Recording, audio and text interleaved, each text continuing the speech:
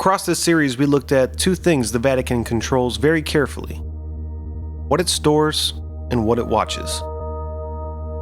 53 miles of shelving, holding 2,000 years of documents the public cannot freely access.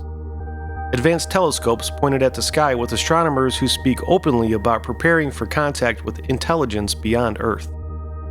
Today we're going to take a look at the third thing the Vatican controls. And it may be the most significant of all: what you are allowed to believe. Because the Bible, the foundational text of 2 million people, the document that has shaped Western civilization more than any other, is not the complete record of early Christian thought. It is a selection, a curated collection assembled by committee, ratified by an emperor, and enforced by an institution with the power to destroy what it did not approve. The texts that were removed were not lost, not all of them. Some survived, hidden in caves, preserved in monasteries, buried in collections that were not discovered until the 20th century. And what they describe is so different from the official version that it raises an unavoidable question.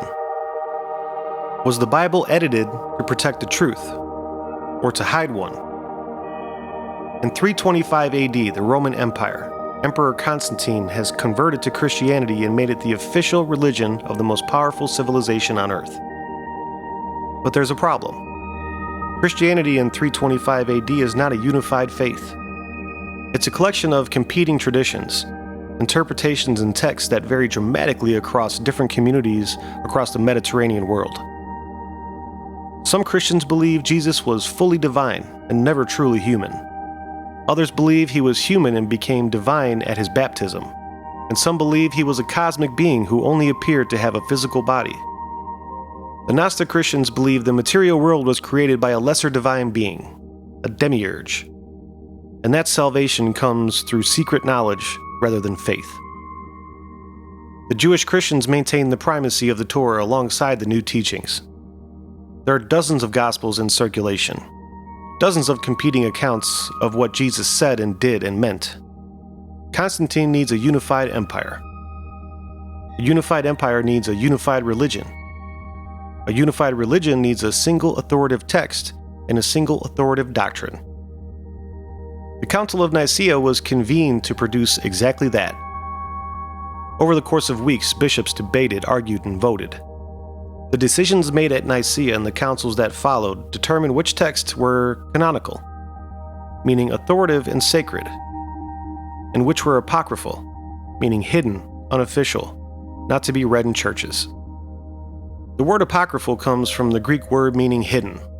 The texts were not initially ordered destroyed. They were ordered hidden, set aside, removed from public circulation. Later, the councils went further. The texts that contradicted official doctrine were declared heretical. Possessing them became dangerous. Copying them became a crime. The communities that revered them were persecuted. But hidden and destroyed are not the same thing, and some of what was hidden survived. The most significant of the suppressed texts, and the one that's received the most serious scholarly attention since its discovery, is the Gospel of Thomas. It was found in 1945 near the Egyptian town of Nag Hammadi. A farmer discovered a sealed clay jar buried in the desert. Inside were 13 leather-bound books containing 52 texts, a collection of early Christian and Gnostic writings that had been hidden. Scholars believe around 390 AD, when the church began actively destroying texts it had declared heretical. The Gospel of Thomas is not a narrative gospel like Matthew, Mark, Luke, and John. It contains no birth story, no miracles, no crucifixion narrative. It's a collection of 114 sayings attributed to Jesus, preceded by the statement that these are the secret words that the living Jesus spoke. Many of the sayings have no parallel in the canonical Gospels. And what they describe is a relationship between humanity and the divine that is fundamentally different from the official version. In Thomas, Jesus does not position himself as the exclusive intermediary between God and humanity.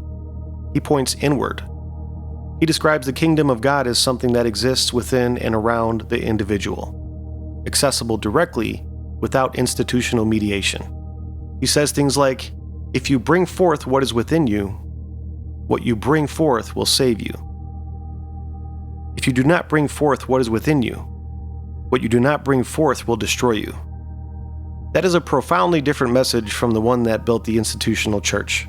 An institution whose entire authority rests on being the necessary intermediary between humanity and the divine has a very obvious reason to suppress a text in which Jesus says the divine is accessible directly, with each individual, without any intermediary at all. The Gospel of Thomas was considered authoritative by significant portions of the early Christian world. It was copied, preserved, and treated as sacred. And then it was banned. It only survived because someone buried it in a desert, and it wasn't found for 1,600 years. We covered the Book of Enoch in the Anunnaki Files series, but its connection to the Vatican suppression story deserves its own treatment here. The Book of Enoch is one of the oldest Jewish texts in existence. It was written before most of the Old Testament in its current form. It was considered authoritative scripture by the early Christians, cited by name in the canonical letter of Jude, quoted extensively by early church fathers, including Tertullian and Origen, and it is still considered canonical scripture today in the Ethiopian Orthodox Church, one of the oldest Christian churches in the world. In the Western Church, it was removed, declared non-canonical, effectively suppressed. The question is why?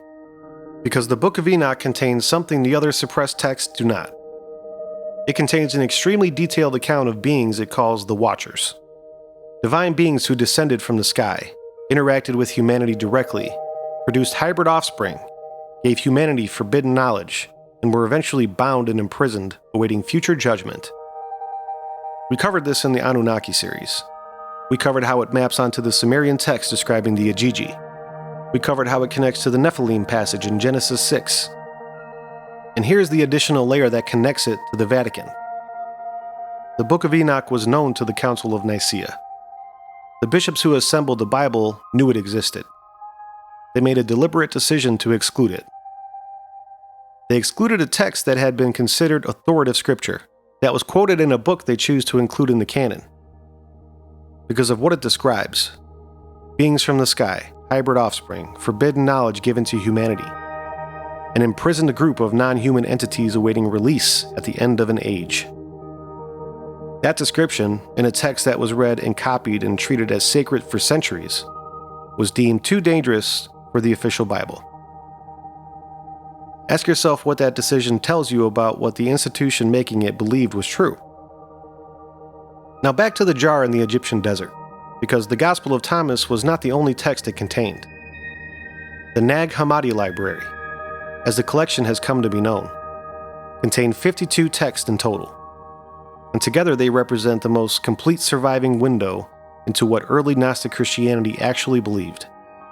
The Gnostic traditions are the ones the institutional church fought hardest to suppress. The Gnostic cosmology describes a layered universe. At the highest level, an unknowable, perfect, divine source.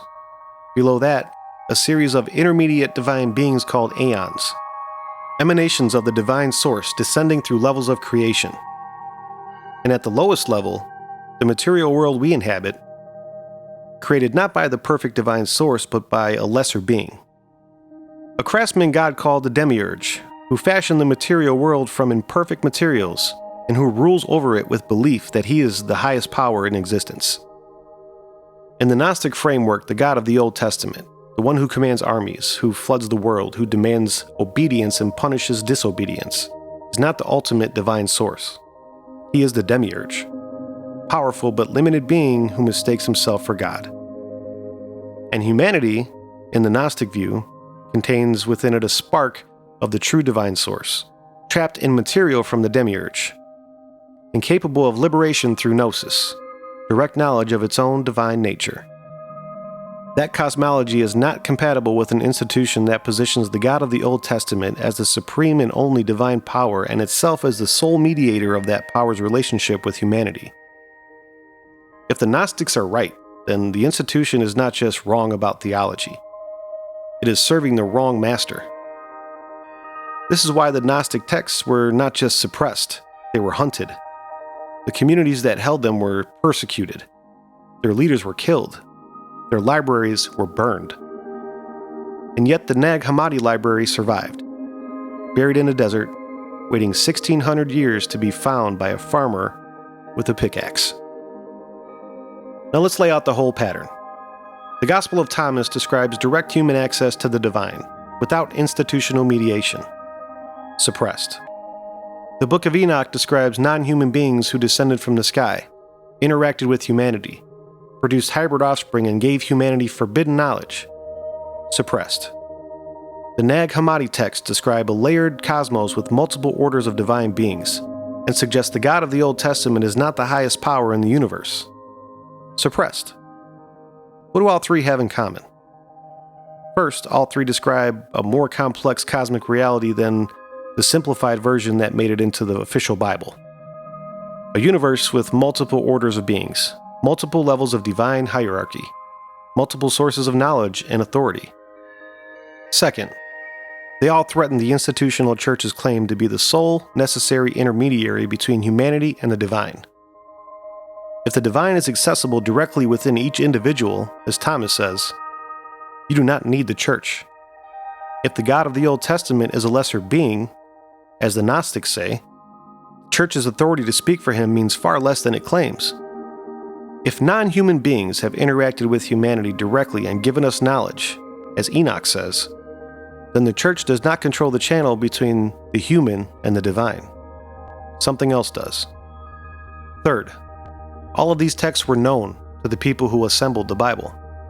These were not obscure documents. They were read in churches, cited in texts that made it into the canon, preserved in communities across the Mediterranean world. The decision to exclude them was not made in ignorance. It was made in full knowledge of what they contained. This is not incompetence. This is decision. The Vatican Apostolic Archive. 53 miles of shelving, an access policy so restrictive that you can only find something if you already know it exists. Containing documents recovered from every major civilization the Church has encountered across 2,000 years of history. The Vatican Observatory. Centuries of astronomical research. An instrument named Lucifer, now called Lucy. Astronomers who speak openly about having theologically prepared for contact with extraterrestrial intelligence. The suppressed Gospels. Texts describing direct human access to the divine.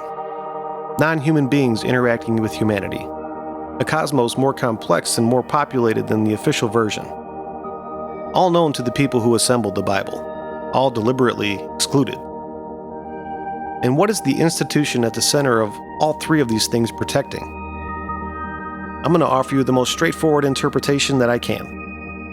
An institution that controls an archive that no one can freely explore, that washes the sky with serious scientific resources, that has prepared theologically for contact with non-human intelligence, and that 2,000 years ago made deliberate decisions to exclude texts describing non-human beings interacting with humanity, is an institution that has been managing a specific body of knowledge for a very long time. Not hiding it from itself, but managing it. Deciding what the world is ready for, deciding what to release and when.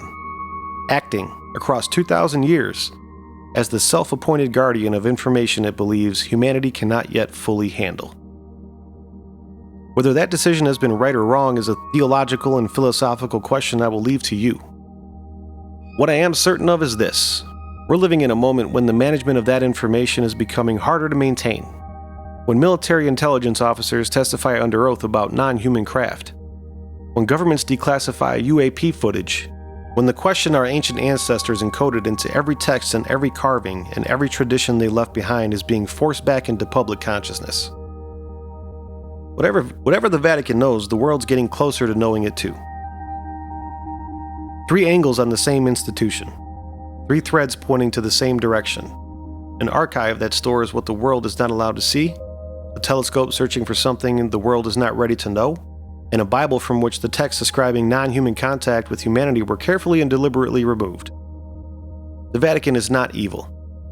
It is not a cartoon villain. It is the oldest continuously operating institution in human history. An organization that has survived by being more sophisticated, more patient, and more strategic than anything that has tried to challenge it. And sophisticated, patient, strategic institutions do not destroy knowledge. They manage it. The question these past three videos have been asking from the beginning is not just whether the Vatican is hiding something. Of course it is. Every institution of its age and power holds information it does not make public. The question is whether what it's managing is significant enough, world-changing enough, that its eventual release would justify 2,000 years of careful concealment. I think you know what my answer is. Let me hear your thoughts in the comments. I'm curious what you all think about this. If you have some time, the Anunnaki Files and the series with the 4 gods that are the same person, those are linked below. It's all connected to these texts and the Vatican and everything else. All this stuff kind of winds in together. It's kind of crazy. So start at the beginning if you want the full picture. That stuff's in the description. As always, I really do appreciate your time. Thank you for watching, and I'll see you in the next one.